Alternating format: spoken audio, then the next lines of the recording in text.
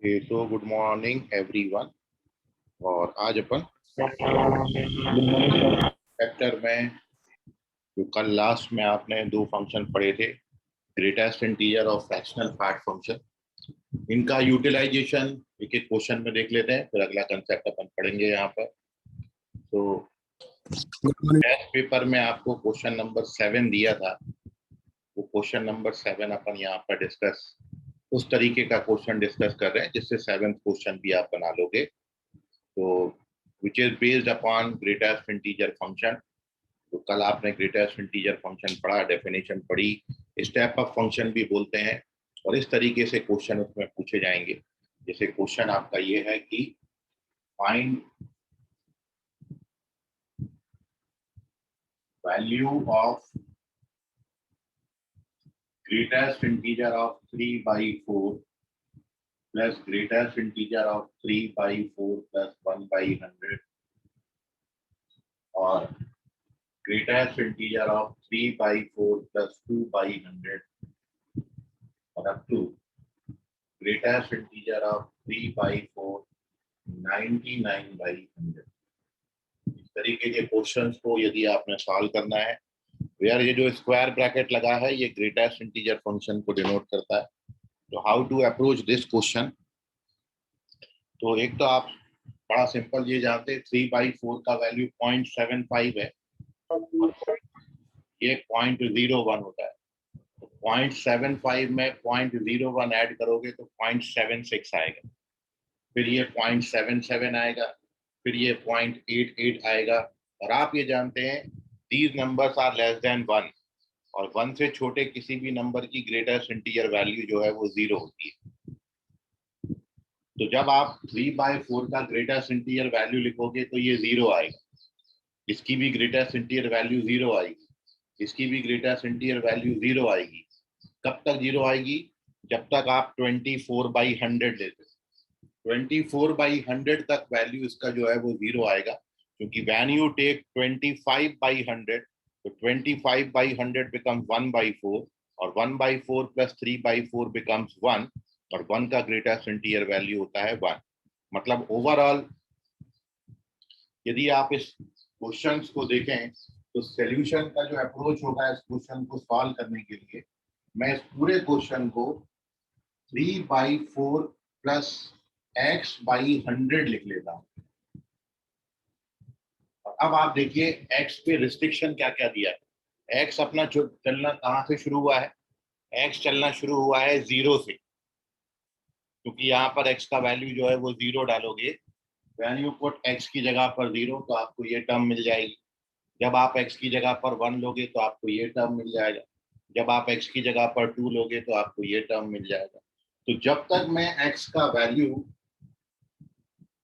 0 से लगाकर 24 तक लूंगा, तब तक इस ग्रेटेस्ट इंटीजर फंक्शन का वैल्यू 0 आएगा, क्योंकि x की जगह पर 0 डालेंगे, 0/100 इज 0, 3/4 प्लस 0 इज 3/4 एंड 3/4 का ग्रेटेस्ट इंटीजर वैल्यू होता है 0। जब आप 24 तक डालेंगे वैल्यूज तो 24/100 0.24 होगा, और 0.24 को 0.75 में ऐड करेंगे तो दिस गिव्स यू 0.99, और 0.99 का ग्रेटेस्ट इंटीजर वैल्यू 0। तो 24 तक इसका जो वैल्यू है वो 0 आएगा, और जब आप x का वैल्यू 25 से लगाकर 99 तक आपको दिया है, तो व्हेन यू पुट x की जगह पर 25 तो दिस बिकम्स 1 का ग्रेटेस्ट इंटीजर वैल्यू 1 होता है, और 99/100 का वैल्यू 0.99 होगा, और 0.99 को 0.75 में ऐड करोगे तो 1.49 बनता है, which is also less than 2। तो इसकी ग्रेटेस्ट इंटीजर वैल्यू 1 है। तो ओवरऑल बस ये कंक्लूजन था कि इसका वैल्यू 0 होगा, इसका वैल्यू 0 होगा, इसका वैल्यू 0 होगा, और ये कहाँ तक 0 होगा? 24/100 तक ये 0 आएगा। उसके बाद 25/100 से ये 1 बनना शुरू होगा, और 99/100 तक ये 1 बनेगा। तो अब आप ये काउंट कर लीजिए 25 से 99 तक कितने टर्म्स होते हैं।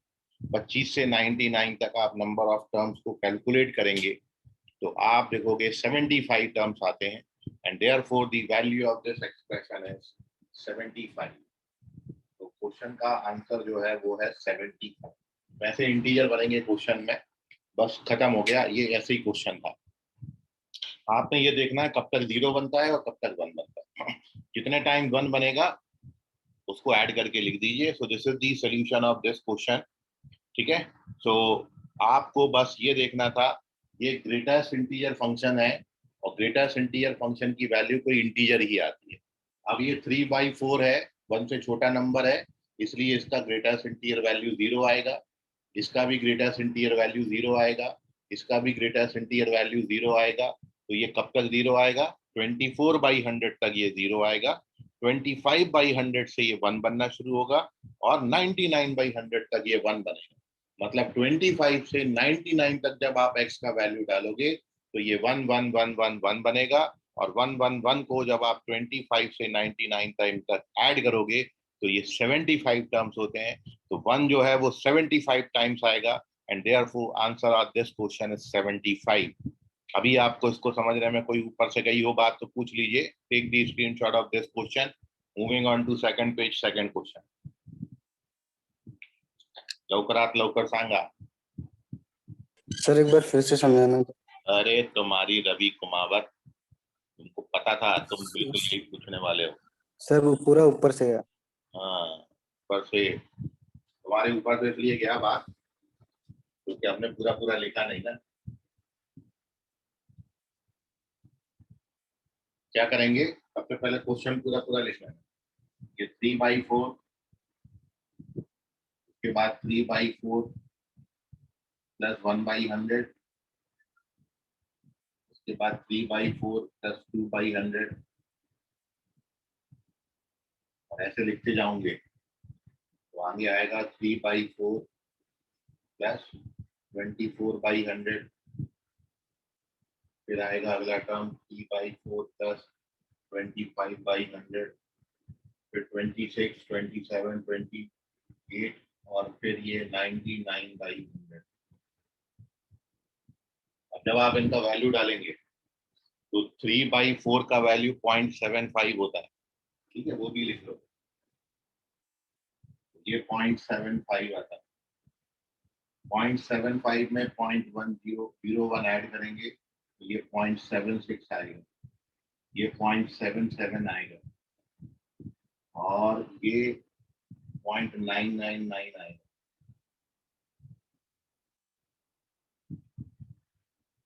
फिर ये 1/4, 3/4, ये 1 हो जाएगा। फिर अगला वाला 1.1 आएगा, और जब यहाँ तक लिखोगे तो ये 1.49 बने। अब इन सबकी ग्रेटेस्ट इंटीजर वैल्यू लिखनी है। तो इसका ग्रेटेस्ट इंटीजर वैल्यू कितना आएगा? 0, फिर 0, फिर ये 0, तब तक 0 आएगा, यहाँ तक 0 आएगा।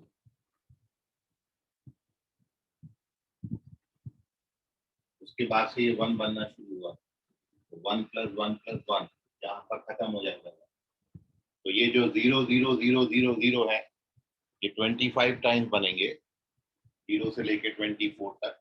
इन सब का वैल्यू 0 आएगा, ठीक है। आप ऐसा लिख लो, ज्यादा और क्लियर हो जाएगा। अभी क्या करना है, इन सबका वैल्यू डालना है। इसका ग्रेटेस्ट इंटीजर वैल्यू कितना आएगा? इसका 0 आएगा, इसकी 0 आएगी, ये भी 0 आएगा, ये भी 0 आएगा, ये 1 सर आएगा। ये स्टेप अप फंक्शन के जैसे तो नहीं करना जैसे कल क्वेश्चन कराए थे उसको करवाते टाइम? स्टेप ऑफ फंक्शन ही तो है ग्रेटेस्ट, और क्या बोल रहा हूँ, ठीक है। फिर समझ गया। और फिर ये 0 0 0 यहाँ तक हो जाएगा। यहाँ से 1 बनना शुरू हुआ तो 1 1 1 1 1 जो बनेंगे, कितने टाइम बनेंगे? 75 टाइम्स 1 बनेंगे। तो ये 1 1 1 जो है वो 75 टाइम्स लिखे हैं, इसलिए आंसर 75 हो जाएगा। तो ये इस तरीके से क्वेश्चन सॉल्व होता है। आई होप आप समझ गया होगा, इससे और कोई सिंपल वे नहीं है। और अब दूसरा क्वेश्चन देखिए, एक फ्रैक्शनल पार्ट पर ले लेते हैं अपन। सेकंड पेज पर चल रहे हैं, इसका स्क्रीनशॉट लेके रख लीजिए। सेकंड क्वेश्चन, सेकंड पेज, एक फ्रैक्शनल पार्ट जो कल लास्ट में आपको फंक्शन बताया था उस पर बेस्ड एक क्वेश्चन देख लेते हैं।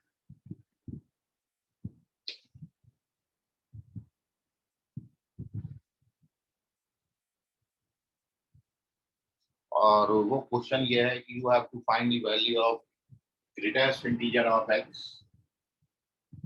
Plus summation r from 1 to 2000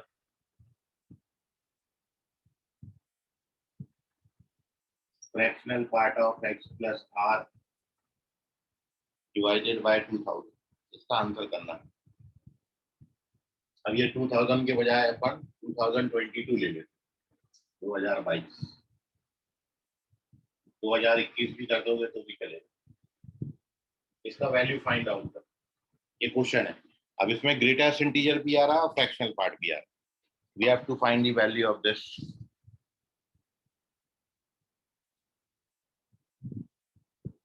तो सारी प्रॉपर्टीज का खेल है। कल आपने एक बात देखी थी फ्रैक्शनल पार्ट फंक्शन में, छोटा सा एक अपन फ्रैक्शनल पार्ट फंक्शन को यहाँ आपके सामने रख देते। सबसे पहली बात की जो फ्रैक्शनल पार्ट फंक्शन होता है, ये फ्रैक्शनल पार्ट फंक्शन किसी नंबर में से उसके इंटीजर पार्ट को हटाने के बाद जो मिलेगा वो फ्रैक्शनल पार्ट है। ये डेफिनेशन है। दूसरा, फ्रैक्शनल पार्ट फंक्शन की एक प्रॉपर्टी आपने पढ़ी थी कि फ्रैक्शनल पार्ट फंक्शन में यदि आप कोई इंटीजर ऐड करते हो तो ये फ्रैक्शनल पार्ट ऑफ x के बराबर होता है यदि m इंटीजर हो। इन दो कंसेप्ट्स का हमने यूज करना है। और अब देखिए इस क्वेश्चन का सॉल्यूशन। यदि आप इस क्वेश्चन को सॉल्व करने जाएंगे तो ये fractional greatest integer x as such है। अब ये समेशन ओपन करेंगे तो एक एक वैल्यू यहाँ पर आएगी। 1200 सॉरी 1/2022 ये बाहर कॉमन कर दिया और अंदर आइए आपका ब्रैकेट लगा है। व्हेन यू पुट x का वैल्यू 1 तो ये आता है fractional part of x plus 1 upon कुछ भी नहीं, क्योंकि अपॉन को कुछ भी अपन ने बाहर ले लिया। तो ये क्या बनेगा यहाँ पर fractional part of x plus 1। फिर क्या बनेगा ये fractional part of x plus 2। फिर ये क्या बनेगा अप टू लास्ट तक फ्रैक्शनल पार्ट ऑफ 2022 तक जाएगा, ब्रैकेट क्लोज। अब ये प्रॉपर्टी आप देखो कि फ्रैक्शनल पार्ट में कोई भी इंटीजर ऐड कर दो वही फ्रैक्शनल पार्ट के बराबर होता है। इसलिए ये भी फ्रैक्शनल पार्ट ऑफ x होगा, ये भी फ्रैक्शनल पार्ट ऑफ x होगा। मतलब अगला step, this is greatest integer of x, this is 1/2022 in bracket. अब ये फ्रैक्शनल पार्ट ऑफ x बन जाएगा, ये भी फ्रैक्शनल पार्ट ऑफ x बन जाएगा और ऐसा ये भी फ्रैक्शनल पार्ट ऑफ x बन जाएगा। और ये कितने टाइम्स होगा तो ये 2020 टाइम्स, 22 टाइम्स। तो इसलिए अगले स्टेप में दिस गिव्स यू ये 1000 और ये 2022 times of fractional part of x बना, ये कट जाता है। This gives you fractional part of x plus greatest integer of x। और ग्रेटेस्ट इंटीजर ऑफ x में जब फ्रैक्शनल पार्ट को x करें ऐड करेंगे तो दिस गिव्स यू x। इस क्वेश्चन का जो आंसर है वो x आता है। So this is the solution of this question, and this is the utilization of fractional part and greatest integer function. How we utilize the definition, how we utilize the properties of fractional part in the question, इस तरीके से utilize करेंगे। So take the screenshot. अभी भी कोई doubt होगा तो पूछ लीजिए।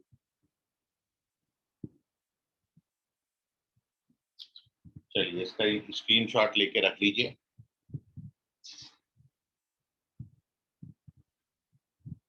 दोनों क्वेश्चन को अच्छे से प्रैक्टिस करिएगा।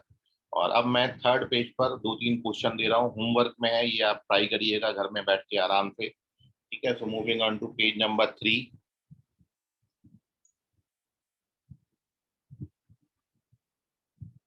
और ये ग्रेटेस्ट इंटीजर और फ्रैक्शनल पार्ट पर 2-3 क्वेश्चन हैं। ठीक है, तो आप ट्राई करें।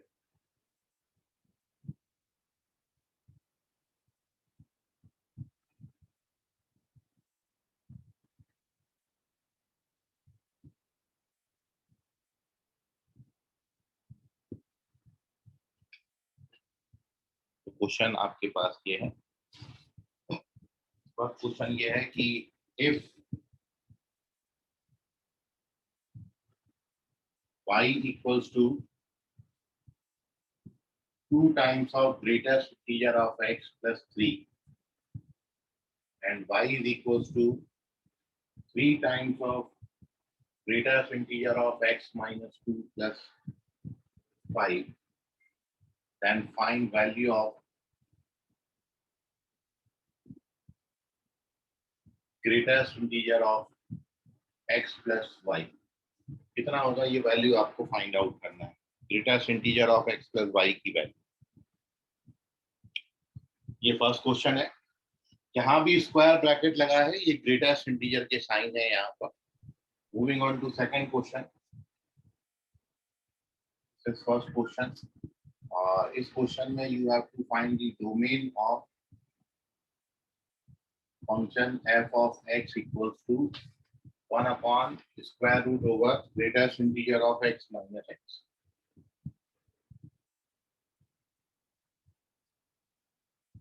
इस फंक्शन का डोमेन आपने फाइंड आउट करना है। थर्ड क्वेश्चन ये है, यू हैव टू सॉल्व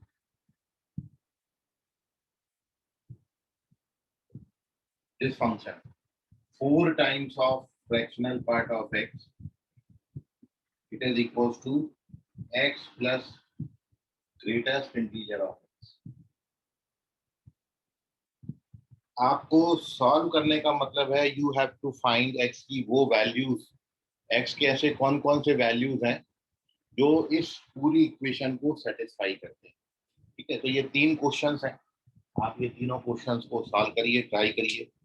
नहीं आता है तो उसको अपन कल की क्लास में डिस्कस करेंगे। ये क्वेश्चन आपके लिए होमवर्क में है, which is based upon fractional part function जो कल आपने पढ़ा, और ग्रेटेस्ट इंटीजर फंक्शन। ये ग्रेटेस्ट इंटीजर और फ्रैक्शनल पार्ट फंक्शन पर बेस्ड क्वेश्चंस हैं। So now take the screenshot. 2 question आज मैंने आपको कराए 2 पेज पर, और ये थर्ड पेज पर 3 क्वेश्चन आपको होमवर्क में दिए, इनको आपने ट्राई करना है। तो इसका स्क्रीनशॉट ले लीजिए। Moving on to page number 4। Page number 4 पर कुछ बचे हुए functions x square, x cube, x power 1/3, root x और रेसिप्रोकल फंक्शन के मैं कुछ और ग्राफ बच रहे हैं। वो ग्राफ मैं आपके साथ ग्राफ डिस्कस कर रहा हूँ और उनके डोमेन और रेंज लिख रहा हूँ। ठीक है, तो moving on to page number 4।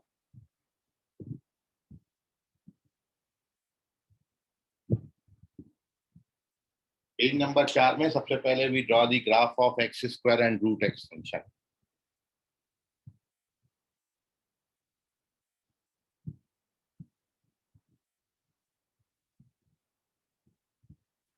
So our next heading is graph, domain and range of square and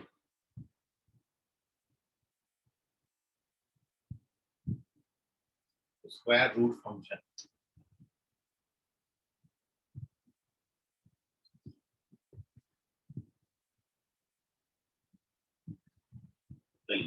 So graph, domain and range of square and square root function. तो आप ये दोनों फंक्शन को बड़े अच्छे से जानते हैं।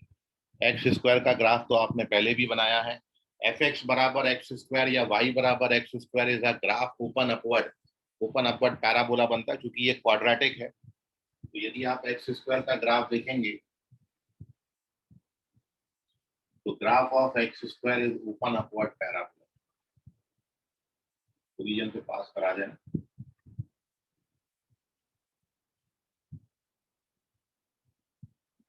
ये एक्स एक्सिस है, वाई एक्सिस है, दिस इज ओरिजिन से पास होता है, and this is graph of y बराबर एक्स स्क्वायर। और आप ये देख रहे हैं कि ये फंक्शन का जो डोमेन है, दिस फंक्शन डिफाइन एवरीवेयर, ये फंक्शन हर जगह डिफाइंड होता है। तो मैं यहाँ पर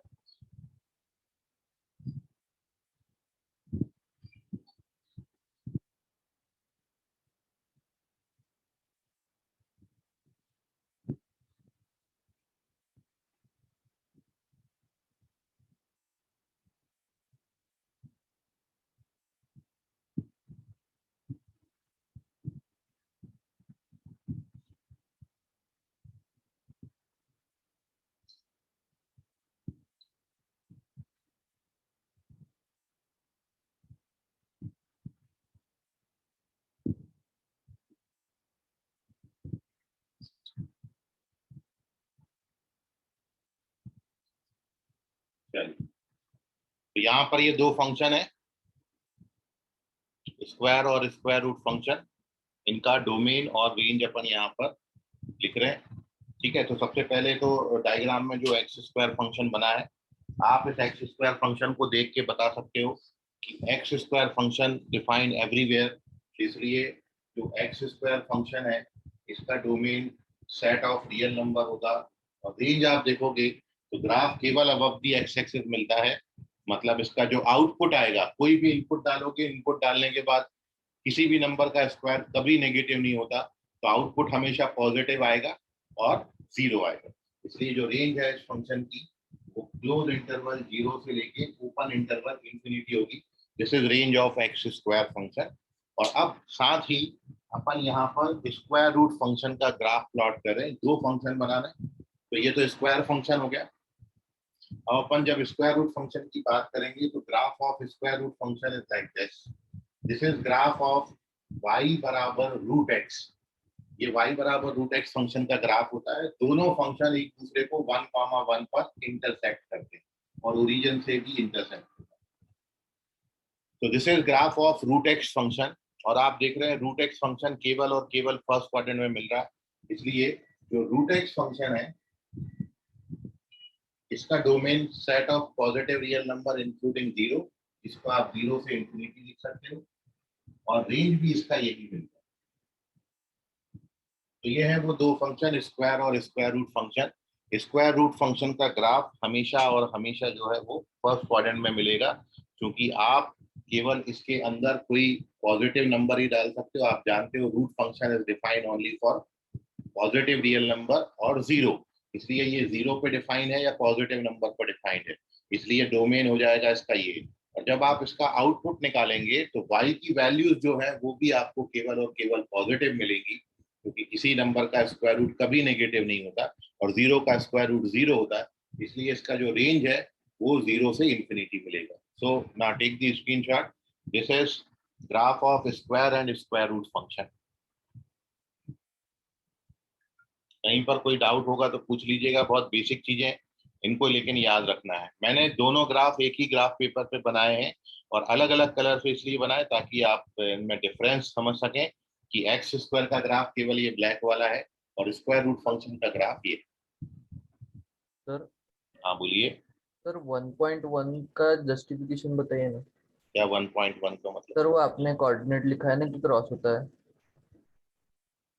अरे दोनों 1 1 से सेटिस्फाई होते हैं। एक्स का वैल्यू यहाँ 1 डालोगे तो 1 आएगा, यहाँ भी एक्स का वैल्यू 1 डालोगे तो 1 आएगा। तो दोनों जब सेटिस्फाई करोगे, या आप दोनों को ये 1 1 कैसे निकाला, दोनों कर्व को साइमल्टेनियसली सॉल्व कर दो। दोनों कर्व को साइमल्टेनियसली सॉल्व करोगे का मतलब क्या हो गया, ये भी y के बराबर है और ये भी y के बराबर है, तो ये y बराबर कितना है एक्स स्क्वायर, वो y बराबर कितना है root x.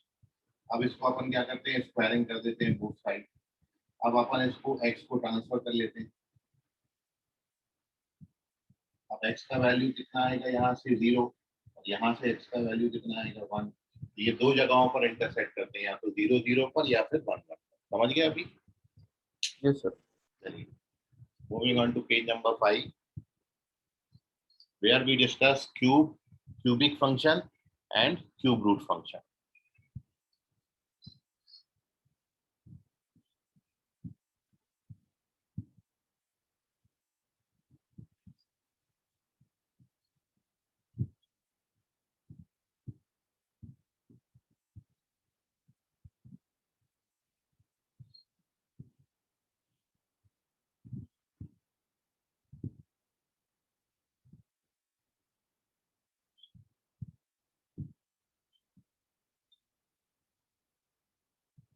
So our next heading is graph, domain and range of cubic and cube root function.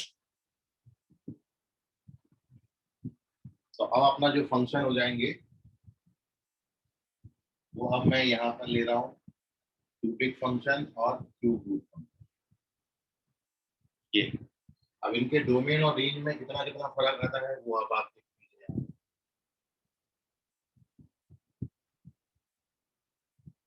और ग्राफ में कितना चेंजेस आएगा वो भी अपन साथ में प्लॉट कर देते हैं। तो here we draw the graph of x cube and x power 1/3।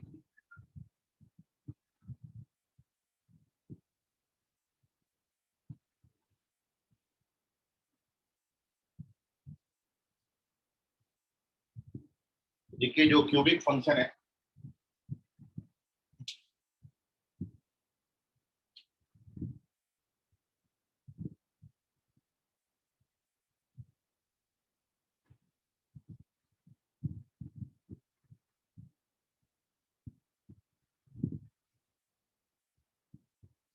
Cubic function का जो ग्राफ है इसको याद रखिएगा। क्यूबिक फंक्शन की जो शेप आती है वो ऐसी।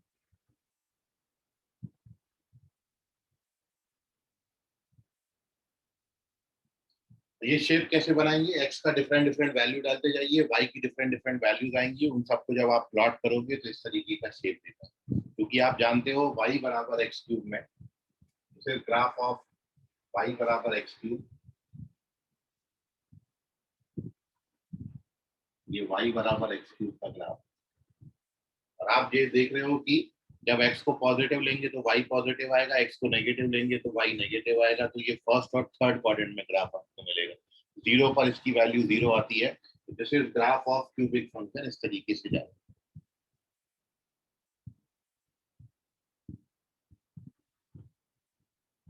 और आप देख रहे हो कि ये फंक्शन डिफाइन एवरीवेयर, क्योंकि ग्राफ में कहीं कोई ब्रेक होल जंप गैप नहीं है, इसलिए दिस फंक्शन डिफाइन एवरीवेयर। ये फंक्शन हर जगह डिफाइंड है। और जब ये फंक्शन हर जगह डिफाइंड है तो domain of this function is set of real number. Also the range as पूरी वाई एक्सिस को ये रेंज कवर कर रहा है, पूरा आउटपुट कवर कर रहा है, इसलिए इसका जो रेंज है वो भी सेट ऑफ, तो डोमेन भी सेट ऑफ रियल नंबर और रेंज भी set of real number. This is graph of x cube function. X cube का ग्राफ ऐसा होता है, ये रफ स्केच है एक्स क्यूब का। और साथ में इसी ग्राफ पेपर पे we draw the graph of cube root function. तो क्यूब रूट फंक्शन का जब आप ग्राफ पेपर पे ग्राफ बनाएंगे तो वो इस तरीके से, this is graph of cube root function. ये जो ग्राफ है ये y बराबर x पावर 1/3 का ग्राफ है। और ये दोनों ग्राफ एक दूसरे को -1 कामा -1 थर्ड क्वाड्रेंट में, 0 0 ओरिजिन पर, और 1 1 फर्स्ट क्वाड्रेंट में इंटरसेक्ट करते हैं। ये दोनों ग्राफ का पॉइंट ऑफ इंटरसेक्शन है। और आप देख रहे हो कि जो क्यूब रूट फंक्शन है इसका भी आप देख लो तो ये फंक्शन भी सेट ऑफ रियल नंबर, मतलब सारे रियल नंबर्स के लिए डिफाइंड है। क्योंकि हर रियल नंबर का क्यूब रूट आपको मिलेगा। आपने पढ़ा है कि क्यूब रूट जो है वो 3 आउटपुट देगा आपको, एक रियल 2 कॉम्प्लेक्स। लेकिन आपको पूरा रियल नंबर सिस्टम, रियल पूरा जो कैलकुलस पढ़ना है वो रियल नंबर सिस्टम के लिए पढ़ना है। इसलिए हर नंबर का क्यूब रूट तो निकलेगा, चाहे वो नंबर पॉजिटिव हो, चाहे वो नंबर नेगेटिव हो, चाहे वो नंबर 0 हो। इसलिए दिस फंक्शन डिफाइन एवरीवेयर। और रेंज भी आप देख रहे हो, रेंज भी इस फंक्शन की जो है वो सेट ऑफ रियल नंबर है। तो ये भी यहाँ पर आर होता है। तो इन दोनों फंक्शन के लिए सब कुछ आर आर और आर होता है। डोमेन भी आर, रेंज भी आर, डोमेन भी आर, रेंज भी आर। ये फंक्शन एक दूसरे को 3 पॉइंटों पर इंटरसेक्ट करते हैं। दोनों ग्राफ एक ही ग्राफ पेपर पर ड्रॉ किए गए हैं। जब आपको एक बार में कोई एक प्लॉट करना हो तो एक का शेप याद रखिए, ये एक्स क्यूब का शेप है और ये क्यूब रूट ऑफ एक्स का शेप। और ये कैसे एक दूसरे को इंटरसेक्ट करते हैं? तो बिल्कुल सेम है। साइमल्टेनियसली एक्स क्यूब को और एक्स पावर 1/3 को आप एक साथ सॉल्व करेंगे तो you get 3 values of x. एक बार 0 मिलेगा, एक बार 1 मिलेगा और एक बार -1 मिलेगा। ठीक है, सो इसका भी स्क्रीनशॉट लेके रख लीजिए, कोई डाउट होगा तो पूछिए। यह है cubic and cube root function. Sir किसी भी नंबर का क्यूब रूट निकालने का कोई शॉर्टकट बताइए ना। क्यूब रूट निकालने का शॉर्टकट वही है कि आप उस नंबर को कॉम्प्लेक्स नंबर में कन्वर्ट कर दो, फिर कॉम्प्लेक्स नंबर के लिए जो फॉर्मूला आपको बताया था वो लगा दो क्यूब रूट निकालने के लिए, e पावर आयोटा 2π/3। ठीक है, मतलब सर अगर क्यूब रूट ऑफ 5 निकालना रहा तो 5 को कॉम्प्लेक्स नंबर में कन्वर्ट करो, 5 + आयोटा 0, उसका जो थीटा का वैल्यू आएगा उसको आपको कॉम्प्लेक्स नंबर में उसका जो मॉड्यूलस वैल्यू आर का वैल्यू 5 हो जाएगा और उसका आर्गुमेंट थीटा की वैल्यू जो है वो 0 हो जाएगी। फिर आपको हर नंबर के लिए क्यूब रूट निकालना या nth रूट के लिए फॉर्मूला बताया था, उसको 2n pi plus theta upon n इस फॉर्मेट में लिखते हैं, ई पावर। ठीक है, या आपको इतनी जरूरत नहीं पड़ेगी, यहाँ पर अपन जो पूरा मैथमेटिक्स में काम है वो अप्रोक्सीमेट वैल्यू से चल जाता है, अपन उसका अप्रोक्सीमेट वैल्यू लिखेंगे।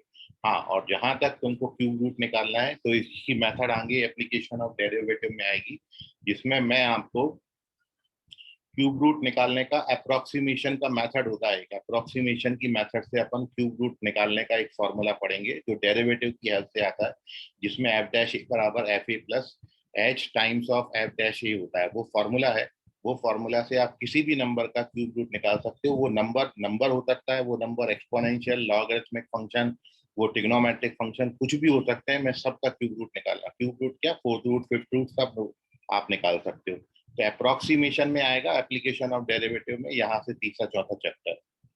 ठीक है ऋषभ? Okay sir. वहां पर हर नंबर आपको मैं 27.027 ऐसे नंबर्स का भी अपन क्यूब रूट निकालना वहां पे सीखेंगे। ठीक है, थोड़ा सा वेट करिए, आ जाएगा आपके सामने। चलते हैं पेज नंबर 6 पर।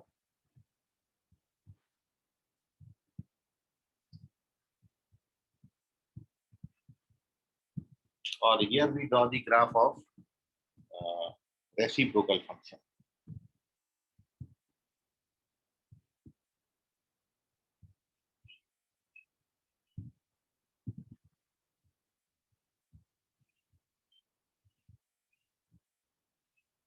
ये रेसिप्रोकल फंक्शन पहले भी आपको बताया हुआ है, एक बार और देख।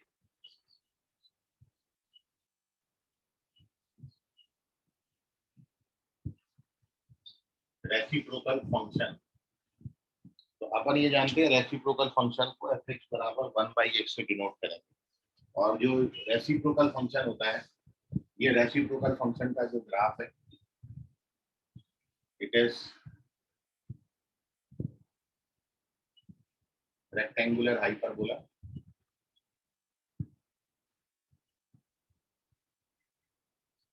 इसके पैरेलल जाएगा, उसको इंटरसेक्ट कभी नहीं करता। तो this is graph of y बराबर 1/x।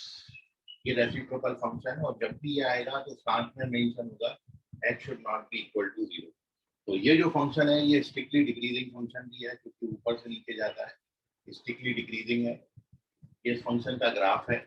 और यदि आप इस फंक्शन के डोमेन की बात करेंगे तो domain of this function is set of real number except 0।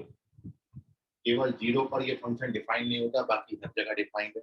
और यदि आप रेंज की बात करेंगे तो इस फंक्शन का रेंज भी यही, रेंज में भी आपको सारे रियल नंबर मिलते हैं एक्सेप्ट 0, 0 कभी नहीं मिलता। तो this is graph of y बराबर 1/x। ये रेसिप्रोकल फंक्शन है। ठीक है, इसको रेक्टेंगुलर हाइपरबोला भी बोलते हैं। एक्स वाई बराबर 1 बन जाएगा, आपने रेक्टेंगुलर हाइपरबोला में पढ़ा था। एसिम्पटोट्स इसकी कोऑर्डिनेट एक्सिस हो गई, और एसिम्पटोट्स के बीच में एंगल 90 डिग्री है, इसलिए इसको रेक्टेंगुलर हाइपरबोला बोल रहे हैं। रेक्टेंगुलर हाइपरबोला का एसेंट्रिसिटी √2 होता है, ये आपने पढ़ा था वहां पर। तो डोमेन हो गया, रेंज हो गया, ग्राफ हो गया, नोटेशन हो गया फंक्शन का, डेफिनेशन तो आप जानते हो, डिफाइन एवरीवेयर एक्सेप्ट 0। तो this is graph of reciprocal function. अब इसी में एक चीज मैं डिस्कस करता हूँ कि भाई जब 1/x² हो जाएगा, मतलब जब हमारा फंक्शन y बराबर 1/x² होगा। अब जब ये 1/x² हो जाएगा तो इसके ग्राफ में और इसके ग्राफ में फर्क केवल इतना आएगा कि अब आपकी जो वैल्यूज, आपको x को नेगेटिव डालने से नेगेटिव आउटपुट मिल रहा था, लेकिन जब आप 1/x² ले लोगे तो नेगेटिव वैल्यू डालने से ये पॉजिटिव देगा। तो केवल क्या करना है, ये जो थर्ड क्वाड्रेंट में ग्राफ मिल रहा है इसको आप सेकंड क्वाड्रेंट में बना दीजिए। मतलब 1/x² का ग्राफ आपको कैसा मिलेगा? तो graph of 1/x² is like this. ये 1/x² का ग्राफ, क्योंकि x को पॉजिटिव डालोगे तो भी पॉजिटिव आएगा और x को नेगेटिव डालोगे तो भी पॉजिटिव आएगा। तो this is graph of 1/x²। और आप देख रहे हो कि ये पॉजिटिव नंबर्स के लिए डिक्रीजिंग है, और नेगेटिव नंबर्स के लिए ये इंक्रीज। तो ये इंक्रीजिंग और डिक्रीजिंग दोनों है। इस पोर्शन में it is strictly increasing function, और इस पोर्शन में it is strictly decreasing function. बात करेंगे डोमेन और रेंज की, So domain of this function is set of real number except 0, or range of this function is positive real number, 0 से infinity. Range में कभी 0 भी नहीं आता, तो यहाँ से जो रेंज के नेगेटिव रियल नंबर से वो ऊपर हटाती है. तो this is graph of 1/x². ये 1/x² का ग्राफ है. और तीसरा एक और जो शायद मैं आपको पहले भी कभी बताया था कि fx बराबर यदि x + 1/x हो, इस तरीके का फंक्शन भी कभी डिफाइन नहीं होता x बराबर 0 पर. और ये आप जानते हो किसी नंबर में जब आप उसका रेसिप्रोकल को ऐड करोगे तो ये क्वांटिटी हमेशा 2 और मोर देन 2 आती है, 2 और 2 से बड़ी आती है. ठीक है, जब x पॉजिटिव होगा. और जब x नेगेटिव होगा तो ये -2 और -2 से छोटा आता है. तो मैं आपको x + 1/x का ग्राफ ड्रॉ करके बता रहा हूँ. The graph of x + 1/x is like this.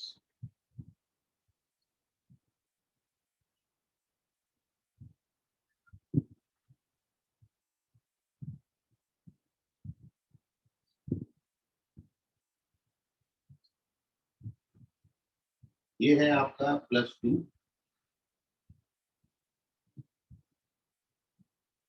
ये है +2 और ये वैल्यू है -. +2 आपको मिलता है x बराबर 1 पर और -2 आपको मिलता है x बराबर 9. अब 0 पर ये फंक्शन डिफाइन. तो this is graph of x + 1/x. तो अब आप देख रहे हो कि x + 1/x का वैल्यू 2 और मोर देन 2 होगा. और ये बात आप पहले भी जानते हो, किसी नंबर में जब आप उसका रेसिप्रोकल ऐड करो तो वो जो नंबर है वो हमेशा 2 या 2 से बड़ा आएगा, 2 और मोर देन 2. लेकिन कब? जब x पॉजिटिव होगा. और जब x की वैल्यूज नेगेटिव होंगी तो इसका जो आउटपुट है वो -2 और -2 से छोटा आता है. जैसे suppose if you take any number which is positive, कोई भी नंबर यहाँ पर ले लो जो पॉजिटिव नंबर, तो हमेशा आप उस नंबर में जब उसका रेसिप्रोकल ऐड करोगे तो वो क्वांटिटी 2 और 2 से बड़ी आएगी. 2 कब आती है? जब 1 डालोगे. और अदर देन 1 आप कोई भी नंबर डाल दो, ये हमेशा मोर देन 2 बनेगा. और जब आप x का वैल्यू नेगेटिव नंबर कोई डालेंगे, व्हेन यू पुट -1 तो ये -2 आता है. -1 के अलावा कोई भी नंबर डालोगे जो नेगेटिव हो तो ये क्वांटिटी हमेशा -2 से छोटी आएगी. तो जब x पॉजिटिव होगा तो 2 से बड़ा आता है, जब x नेगेटिव होगा तो 2 और 2 से छोटा आता है. तो -2 और -2 से छोटा आता है. This is graph of x + 1/x. और आप ये देख रहे हो कि this function define everywhere except 0. केवल 0 को छोड़ दें तो ये फंक्शन हर जगह डिफाइंड है. इसलिए domain of this function is set of real number except 0. and the range of this function, so range of this function is 2 or more than 2 or -2 less than -2. मतलब यदि इस फंक्शन की मैं बात करूं,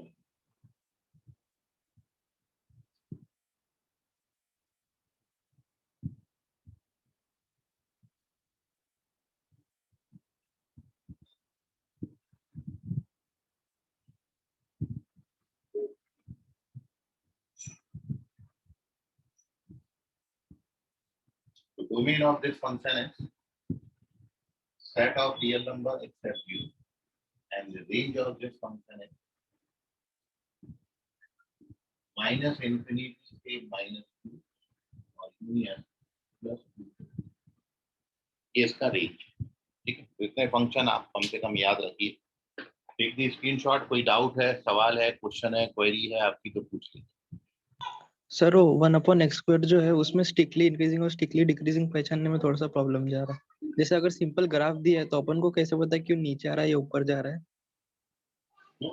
ये ऊपर जा रहा है और ये नीचे जा रहा है. इसको तुम्हें देख, जब भी देखो एक चीज ध्यान रखो, इंक्रीजिंग या डिक्रीजिंग पहचानना है तो आप ग्राफ को लेफ्ट से राइट देखें, -∞ से +∞. ये डायरेक्शन में देखा करो, क्योंकि ये डायरेक्शन में x बढ़ता है. और ये डायरेक्शन में x बढ़ने के बाद आप ये देखो कि ग्राफ यदि ऊपर से नीचे आ रहा है तो डिक्रीज हो गया, और नीचे से ऊपर गया तो इंक्रीज हो गया.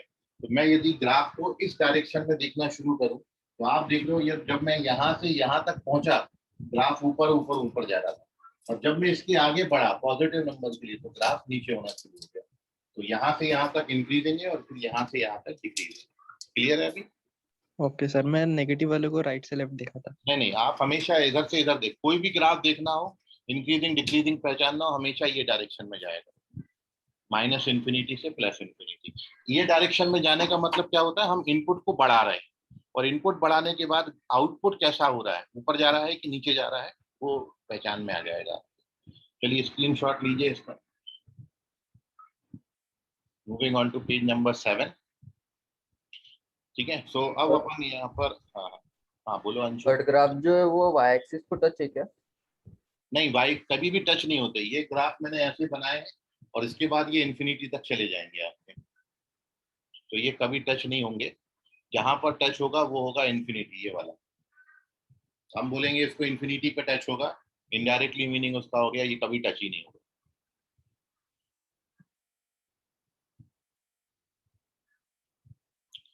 पेज नंबर 7 पर चलते हैं।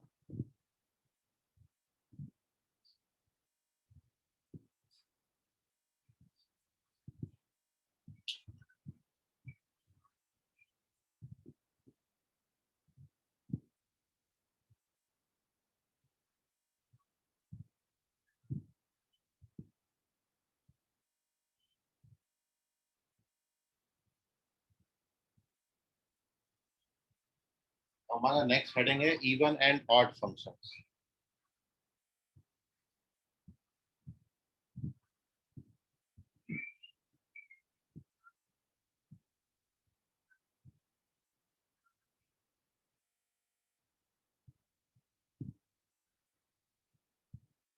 और उसमें भी सबसे पहले हम डिस्कस करें इवन।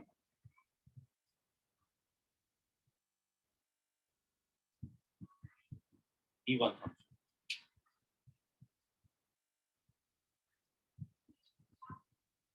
तो any function f from R to R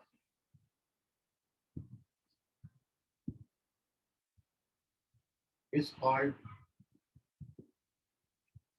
an even function if f of minus x equals to f of x for all x belongs to domain of the function. This is the definition of an even function.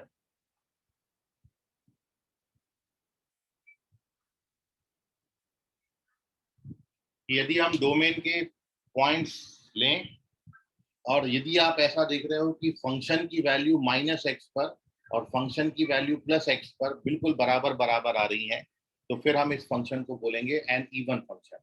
यदि F of minus x और F of plus x, मतलब x पर function की value और minus x पर function की value बिल्कुल same आ जाएगा, तो फंक्शन को हम एन इवन फंक्शन बोलेंगे।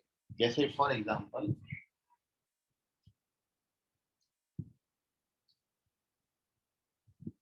सबसे पहला जो आपका फंक्शन है, इट इज एफ एक्स बराबर एक्स स्क्वायर। कोई भी इवन पावर वाला फंक्शन है वो हमेशा इवन फंक्शन होगा, इसलिए इसको नाम इवन दिया गया। एक्स पावर 2 ले लो, एक्स पावर 4 ले लो, एक्स पावर 6 ले लो, एक्स पावर 8 ले लो, हमेशा जो फंक्शन है वो इवन बनेगा। तो एफ एक्स बराबर x square is an even function, क्योंकि ये इस डेफिनेशन को सेटिस्फाई करता है। यदि आपको किसी भी फंक्शन को इवन या फिर ऑड पहचानना है तो हमेशा आप ये डेफिनेशन का यूज करेंगे और डेफिनेशन के मुताबिक ये आपका एफ। देखिए यदि मेरे को इसको इवन शो करना है तो मैं क्या करूंगा, ये पहला स्टेप हो गया। अब मैं फंक्शन का एफ ऑफ माइनस एक्स निकाल दूंगा, मतलब माइनस एक्स की जगह माइनस एक्स लिखूंगा। अब माइनस एक्स का जो स्क्वायर है वो एक्स स्क्वायर होगा, और एक्स स्क्वायर को अपन क्या लिख सकते हैं, एक्स स्क्वायर को अपन लिख सकते हैं f of x. So therefore we say that कि फंक्शन एफ एक्स जो हो गया वो इज एन इवन फंक्शन हो गया। तो कभी भी किसी फंक्शन को इवन फंक्शन पहचानना है तो आप क्या करोगे, एफ ऑफ माइनस एक्स लेके चलोगे, और यदि ये शो हो गया कि एफ ऑफ माइनस एक्स बराबर f x, then we see that function is an even function. ये डेफिनेशन है। और वैसे ही इवन फंक्शन को पहचानने का एक और तरीका होता है, और वो तरीका ये है, पहले अपन उसमें एक चीज और देख लेते हैं। इस एफ एक्स बराबर एक्स स्क्वायर का ग्राफ आप देखिए, तो एफ एक्स बराबर एक्स स्क्वायर का ग्राफ आपने बनाया था, ये एफ एक्स बराबर एक्स स्क्वायर का ग्राफ। तो ग्राफिकल अप्रोच भी है कि ग्राफिकली आप कभी भी कोई भी इवन फंक्शन का ग्राफ प्लॉट करोगे तो ये बात हमेशा याद रखेंगे। मैं दो एग्जांपल और इसमें इसकी बना देता हूँ। यहाँ पर ये फंक्शन इवन होगा, ठीक है। सो एक तो एग्जांपल ये एफ एक्स बराबर एक्स स्क्वायर हो गया, डेफिनेशन को सेटिस्फाई कर रहा है। अब मैं इसका ग्राफिकल अप्रोच बता रहा हूँ। किसी फंक्शन के ग्राफ का आइडिया आपको है तो ग्राफिकली आप देख के बता सकते हो फंक्शन इवन है कि ऑड है। क्योंकि जो नोटेबल थिंग है वो ये है यहाँ पर आपकी कि graph of even function is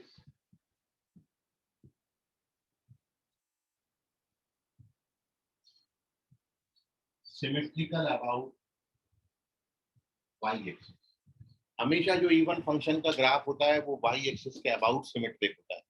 y axis के अबाउट सिमेट्रिक का मतलब ये है कि यदि मैं y एक्सिस के अबाउट इस फंक्शन के ग्राफ की दोनों ब्रांचेस को फोल्ड करूंगा तो ये दोनों ब्रांच एक दूसरे को ओवरलैप करेंगे। यदि आप इन दोनों को फोल्ड करोगे तो ये बिल्कुल ओवरलैप कर जाए तो फिर हम बोलेंगे it is symmetrical about y axis. तो सिमेट्री का मतलब होता है जैसा इस y एक्सिस के राइट हैंड साइड ग्राफ मिल रहा है सेम ग्राफ आपको लेफ्ट हैंड साइड मिले, मतलब ओवरलैप कर जाएंगे फोल्ड करने के बाद दोनों ब्रांचेस, ठीक है। तो फिर हम फंक्शन को बोलेंगे it is symmetrical about y axis.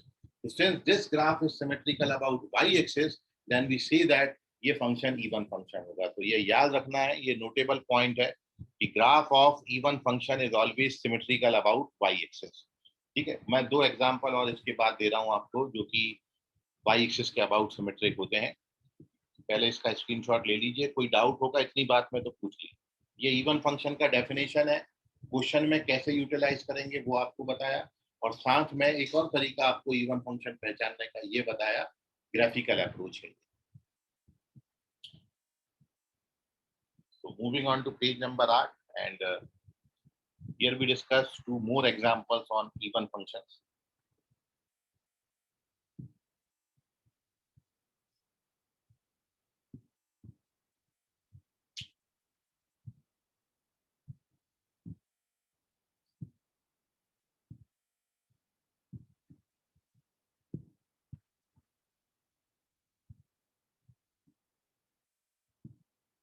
और वो है आपसे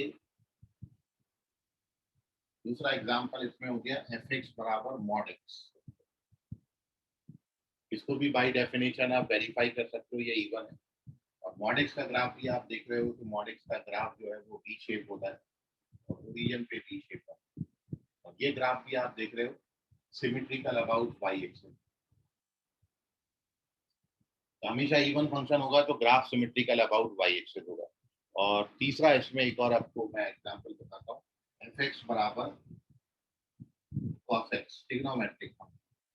ट्रिग्नोमेट्रिक फंक्शन ये फंक्शन भी इवन फंक्शन है क्योंकि आप पढ़ते हो cos minus theta cos theta होता है, cos minus theta cos theta होता है। फोर्थ क्वाड्रेंट में कॉस पॉजिटिव होता है तो ये भी इवन हो गया क्योंकि इस डेफिनेशन को सेटिस्फाई करेगा।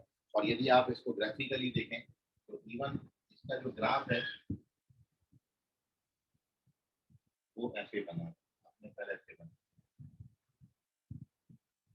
ये इवन फंक्शन का ग्राफ है। तो जैसा ग्राफ राइट हैंड साइड मिलता है same graph left hand side मिलता है। तो this is graph of an even. तो ये दो एग्जांपल्स हो गए, और भी आगे आप एक्सटेंड कर सकते हो, बिल्कुल सिमेट्री मिलती है। इसलिए these are the two examples of even function. और ऐसे बहुत और एग्जांपल आप बता सकते हैं। जब भी ग्राफ वाई एक्सिस के अबाउट सिमेट्रिक मिलेगा फंक्शन हमेशा इवन फंक्शन होगा, ठीक है। तो ये बात आपको ये पॉइंट याद रखना है कि graph of even function is always symmetrical about y axis. और यदि किसी फंक्शन को इवन शो करना है तो हम ऐसा करें। इसका स्क्रीनशॉट ले लीजिए, पेज नंबर 9 पे चलकर where we discuss definition of an odd function. Sine x भी इवन है ना? नहीं, साइन एक्स इवन नहीं होता क्योंकि sine minus theta minus sine theta होता है। साइन एक्स फंक्शन जो है वो इवन नहीं है, sine x function odd function होता है। पेज नंबर 9, अगला हम पढ़ रहे हैं ऑड फंक्शन। और ऑड फंक्शन का एग्जांपल में आपका साइन फंक्शन बनेगा। ऑड फंक्शन, ऑड फंक्शन की डेफिनेशन में केवल एक जगह चेंज आता है और वो केवल इतना सा चेंज है। यदि एफ ऑफ माइनस एक्स निकालो और माइनस ऑफ एफ एक्स आ जाए माइनस ऑफ एफ एक्स, तो फंक्शन फिर आपका ऑड फंक्शन होता है। ऑड फंक्शन का एग्जांपल आपको बताता हूँ।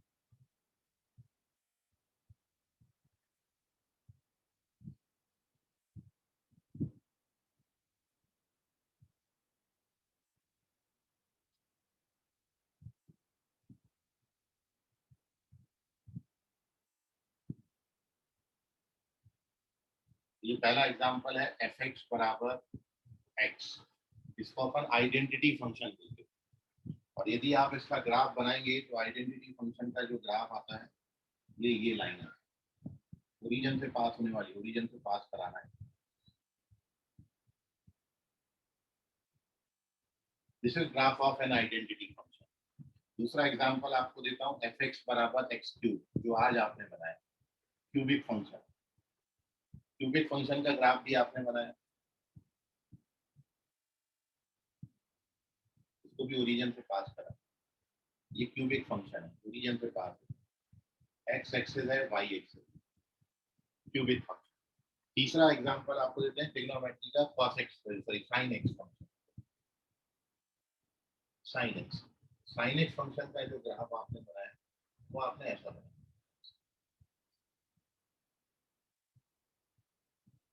This is graph of sin।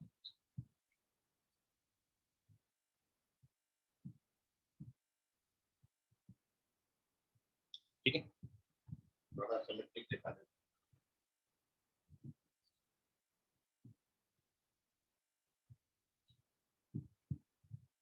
और आप चाहो तो इनको आधा आधा प्लॉट कर सकते हो, थोड़ा सा और ये क्लियरली।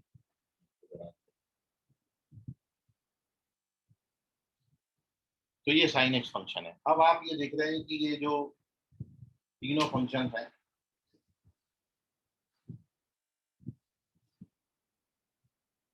ये एग्जांपल हो गए ऑड फंक्शन के, और इन सभी में ये डेफिनेशन फुलफिल्ड होगी। एफ ऑफ माइनस एक्स निकालोगे तो माइनस ऑफ एफ एक्स आएगा, इसमें भी और इसमें भी और इसमें भी। तो बाई डेफिनेशन आप बता सकते हो कि ये ऑड फंक्शन है, और ग्राफिकली आपको पहचानना है कि ये फंक्शन ऑड है कि नहीं। तो आप ये देख रहे हो तीनों ग्राफ में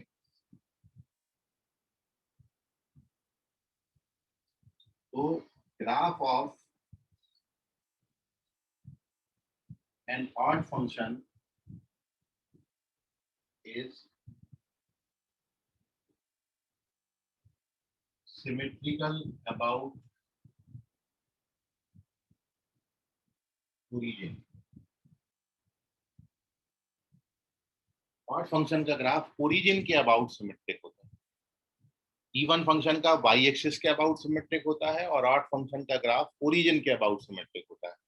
आप क्योंकि आप ये देखो जैसा ग्राफ फर्स्ट क्वाड्रेंट में बना है बिल्कुल सेम ग्राफ थर्ड क्वाड्रेंट में बना है। अपोजिट क्वाड्रेंट में सिमेट्रिक होने का मतलब है ओरिजिन के अबाउट सिमेट्री। तो ये जो ग्राफ है ये ओरिजिन के अबाउट सिमेट्रिक होते हैं। तो यदि आप किसी ग्राफ को पा रहे हो कि वो अपोजिट क्वाड्रेंट में यदि सिमेट्रिक बन रहा है तो आप बोल देंगे it is symmetrical about origin, और यदि कोई ग्राफ सिमेट्रिकल अबाउट ओरिजिन है then it is said to be an odd function. तो ये है ऑड फंक्शन का डेफिनेशन। इस तरीके से आप क्वेश्चन में अप्लाई करेंगे वो भी आपको बता दिया। आप f of minus x check करिए, एफ ऑफ माइनस एक्स बनाने के बाद यदि एफ एक्स बन जाता है तो इवन, यदि माइनस एफ एक्स बनता है तो ऑड। और ये याद रखें कि ऐसा नहीं बोल सकते हैं कि यदि कोई फंक्शन इवन नहीं है तो वो ऑड होगा, ऐसा नहीं है। ऐसे कई सारे फंक्शन है जो इवन और ऑड दोनों ही नहीं होते। तो ऐसा नहीं है जैसा वन वन और मैनी वन में होता था, यदि फंक्शन वन वन नहीं है तो अपन मैनी वन बोल देते थे। लेकिन इवन ऑड में ऐसा नहीं है, यदि फंक्शन इवन नहीं है तो ये जरूरी नहीं है कि वो ऑड हो, वो ऑड भी नहीं हो सकता। क्योंकि ऐसे कई सारे ग्राफ हैं जो ओरिजिन के अबाउट भी सिमेट्रिक नहीं होते और वाई एक्सिस के अबाउट भी सिमेट्रिक नहीं होते। ऐसे फंक्शंस को अपन नाइदर इवन नॉर ऑड बोलेंगे। ऐसे फंक्शन जो है वो ना तो इवन होते हैं ना तो ऑड होते हैं। और इस पूरी कायनात में केवल एक फंक्शन ऐसा है जिसको at the same time even और ऑड दोनों को बोला गया है, जो इवन और ऑड दोनों होता है, वो है एफ एक्स बराबर जीरो ओनली। जीरो फंक्शन जो है एफ एक्स बराबर जीरो, वो फंक्शन जो है वो इवन भी होता है और ऑड भी होता है, क्योंकि जीरो के सामने कोई साइन नहीं लगता है। जीरो के साइन सामने पॉजिटिव भी और जीरो के सामने नेगेटिव साइन भी हम कंसीडर कर सकते हैं। तो एफ एक्स बराबर जीरो जो फंक्शन है वो at the same time even और ऑड कंसीडर किया जाता है। ये केवल एक फंक्शन है जो इवन और ऑड दोनों होता है। इवन फंक्शन क्या होते हैं वो आपको बताए, ऑड फंक्शन क्या होते हैं वो आपको बताए, और ऐसे कई सारे फंक्शन हैं जो इवन भी नहीं होंगे और ऑड भी नहीं होंगे। बहुत सारे फंक्शन ऐसे हैं जो इवन और ऑड दोनों नहीं होते। जैसे for example sin x plus cos x हमने ले लिया।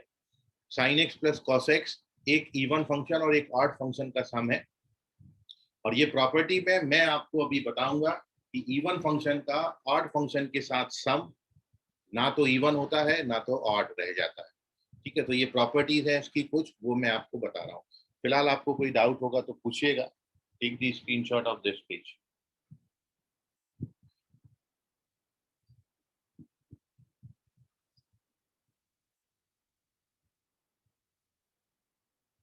चलिए अगला पेज पे चलते हैं, और यहाँ पर हम डिस्कस कर रहे हैं कुछ प्रॉपर्टीज इवन और ऑड फंक्शन की।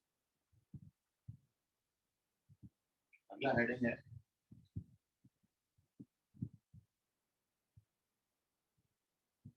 Properties of even and odd function.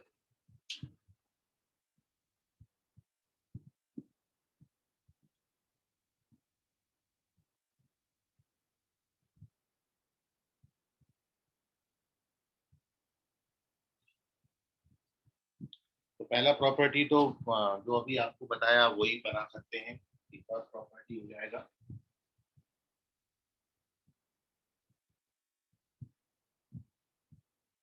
graph of even function is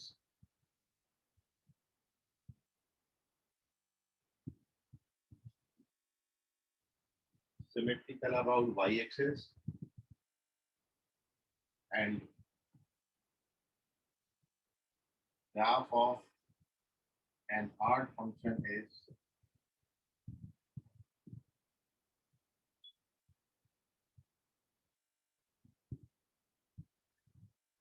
symmetrical about origin। Even function का ग्राफ y एक्सिस के अबाउट सिमेट्रिक और ऑड फंक्शन का ग्राफ ओरिजिन के अबाउट सिमेट्रिक। दूसरा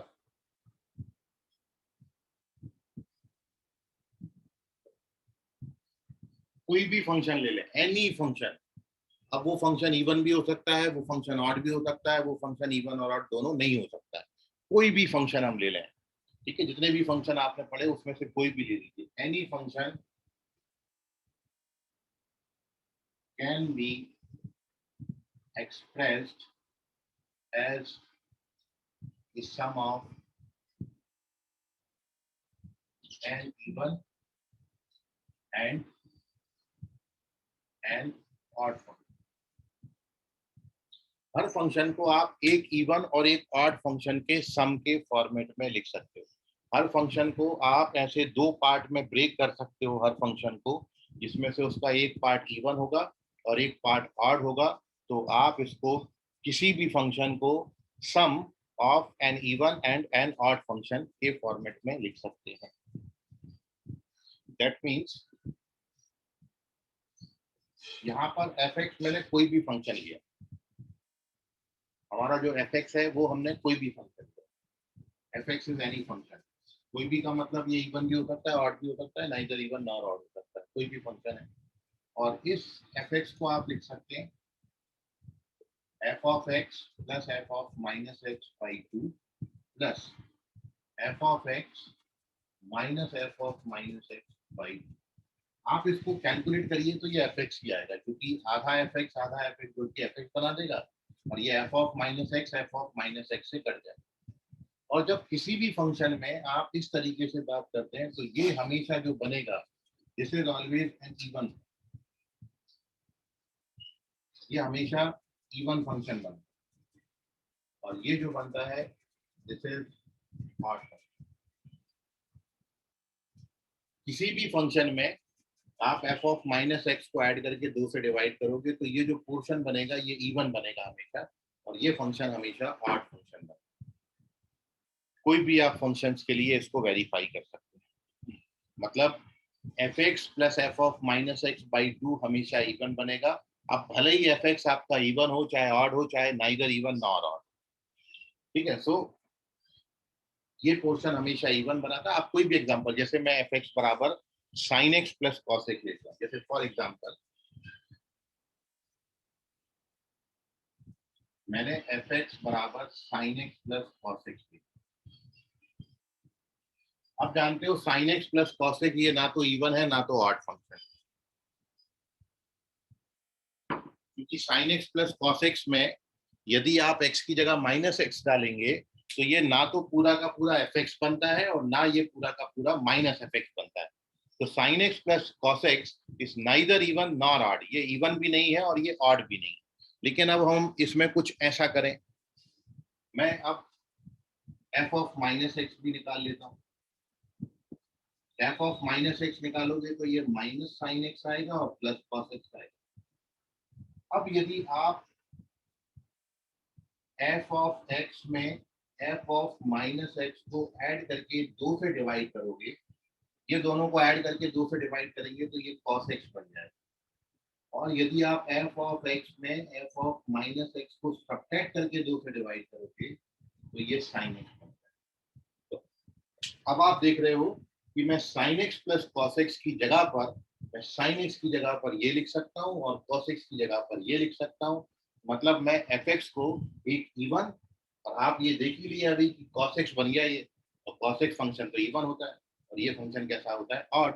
जब भी आप किसी भी फंक्शन में एफ ऑफ माइनस एक्स को ऐड करके 2 से डिवाइड करोगे तो वो भले ही एफ एक्स इवन और ऑड दोनों नहीं हो, बट ये क्वांटिटी हमेशा इवन बनाएगी और ये क्वांटिटी हमेशा ऑड बनेगी। और इसलिए लिखा है कोई भी फंक्शन आप ले लो, any function can be expressed as a sum of an even and an odd function.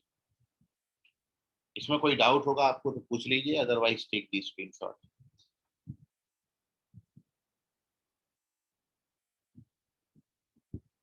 चलिए, इवन और ऑड फंक्शन में कुछ 3-4 प्रॉपर्टीज और हैं जो कि हम आज खत्म नहीं कर पाएंगे, तो इसको अपन कल की क्लास में कंटिन्यू करेंगे इवन एंड ऑड फंक्शन को। और आगे आने वाले टॉपिक्स आपके हैं composition of function, inverse of function और पीरियोडिक फंक्शन। ये 3 टॉपिक के बाद ये चैप्टर हमारा खत्म होगा, ठीक है। और थोड़ा सा चैप्टर ये बड़ा है और बहुत बेसिक चैप्टर है, बहुत जगहों पे ज़रूरत होती है, इसलिए थोड़ा सा समय दे के भी अपन कर रहे हैं, ठीक है। और आगे आपको कहीं ना कहीं ये बहुत बातें जितनी भी हैं सब आपको नई सी लग रही होंगी और सब आगे आपको हेल्प भी करेंगी फंक्शन को पहचानने के लिए। तो first you take the screenshot, बाकी की कहानी हम करेंगे अगली क्लास में। आज के लिए फिलहाल इतना, धन्यवाद। Bye bye sir. बाय बेटा, बस bye everyone, Bye, sir. Bye बेटा, बाय।